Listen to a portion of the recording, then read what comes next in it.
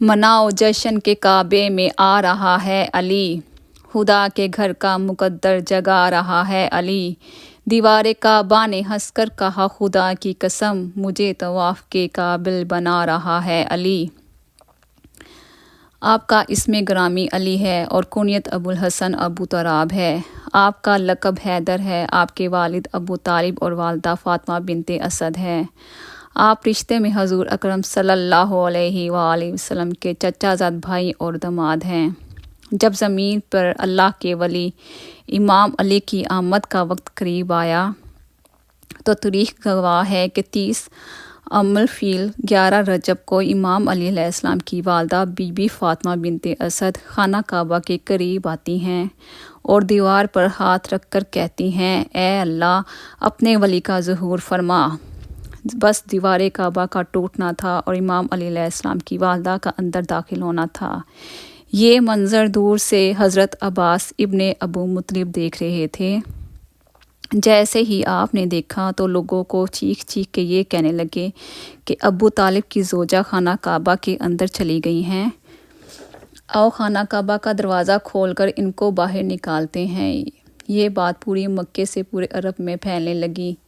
لوگ دور دور سے آنے لگے کہ ابو طالب کی زوجہ جس کے پیٹ میں بچہ تھا خانہ کعبہ کے اندر وہ بھی دیوار سے کیسے گئیں، اور لوگ خانہ کعبہ کے دروازے کو کھولنے کی کوشش کرنے لگے، لیکن کسی سے بھی اللہ کے گھر کا دروازہ نہیں کھلتا۔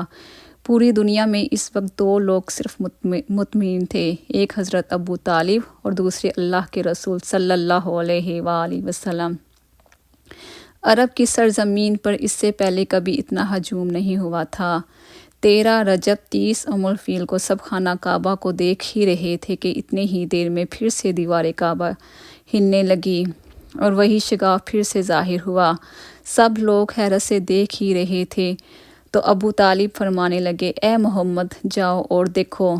آپ صلی اللہ علیہ وآلہ وسلم نے اپنے مبارک قدموں سے خانہ کعبہ کے اندر جیسے ہی داخل ہوئے کہ دیکھتے ہیں کہ نورانی بچے کے نور سے پورا خانہ کعبہ چمک رہا ہے۔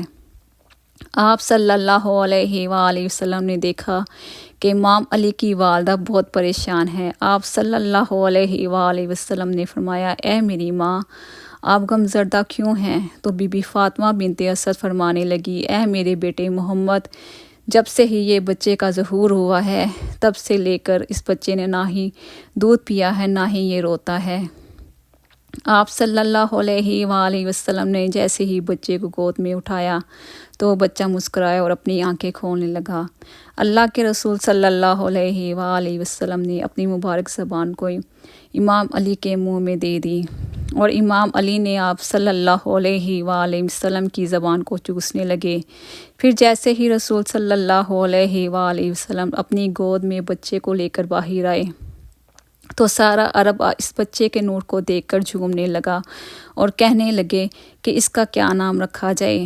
تو اللہ کے رسول صلی اللہ علیہ وآلہ وسلم نے فرمایا، آج سے پہلے اس طرح کسی بچے کی ولادت نہیں ہوئی۔ اس بچے کی ولادت علی ہے، اور علی کا مطلب افضل ہے، اعلیٰ ہے۔ اللہ کی مرضی یہی ہے کہ اس بچے کا نام علی رکھا جائے، یعنی وہ بلندی جس بلندی پر کوئی نہیں پہنچا۔ بس ہر فضا میں علی علی کی صدا بلند ہونے لگی۔